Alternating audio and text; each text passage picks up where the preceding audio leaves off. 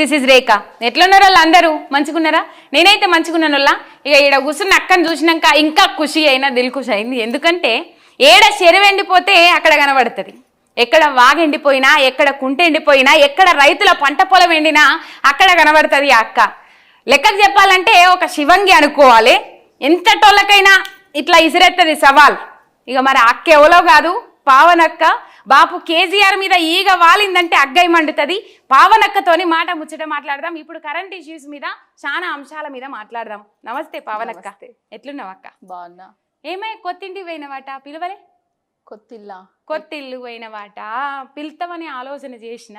అచ్చా, నా ఆడబిడ్డవు నువ్వే. మరి నీకు తెలియకుండా నువ్వు మంగళారతి పట్టుకోకుండా కొత్తిల్లు నేనెప్పుడు కొన్నా, నేనెప్పుడు పోయినా?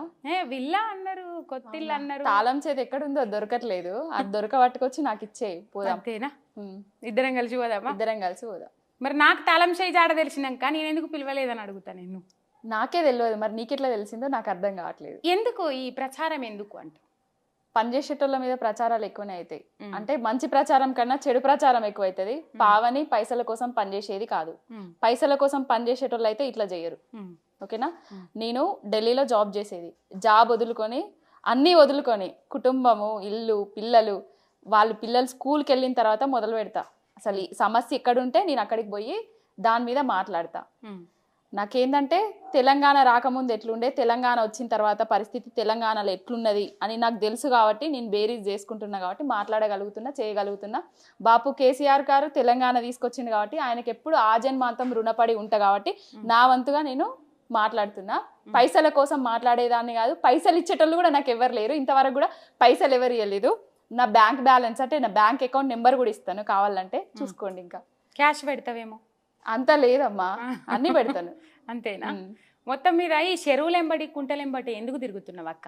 ఏంటంటే పొలాల పరిస్థితి అంటే, ఒకప్పుడు తెలంగాణలో వ్యవసాయం అంటే దండగా అనేటోళ్ళు.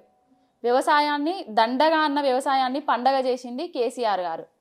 చెరువులను తవ్వించడం వల్ల, నీళ్లు తీసుకురావడం వల్ల, కాళేశ్వరం ప్రాజెక్టు కట్టడం వల్ల ప్రతి కుంట, ప్రతి చెరువు, ప్రతి డ్యాము నిండి కుండల్లాగా ఉన్నాయి.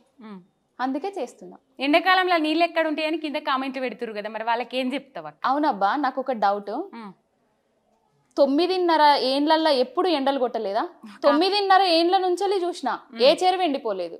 మరి రేవంత్ రెడ్డి రాగానే, ఈ గుంపు మేస్త్రి పరిపాలన రాగానే, ఈ కాంగ్రెస్ ప్రభుత్వం రాగానే 2014కు ఎట్లుండేనో చెరువుల పరిస్థితి, పూర్వం 2014 ముందు కాంగ్రెస్ ప్రభుత్వమే పరిపాలించేది తెలంగాణలో.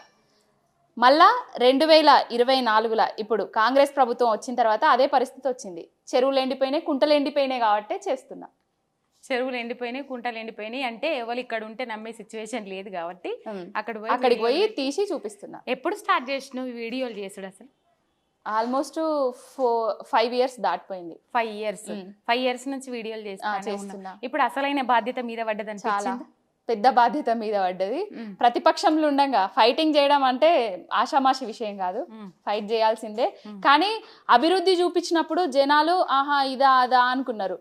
కానీ అభివృద్ధి తర్వాత వినాశనం చూపిస్తున్నాం కదా. అంటే ఒకప్పుడు తెలంగాణలో ఎట్లున్నది 2014కు ముందు, మళ్ళా కేసీఆర్ గారి పాలనలో నీళ్ళు ఎట్లొచ్చినాయి, తర్వాత ఇప్పుడు ఈ గుంపు మేస్త్రి కాంగ్రెస్ ప్రభుత్వ పాలనలో నీళ్ళు ఎట్లా ఎండిపోయినాయి అని చూపిస్తున్నా. నీళ్లు పోయినాయి నిజం.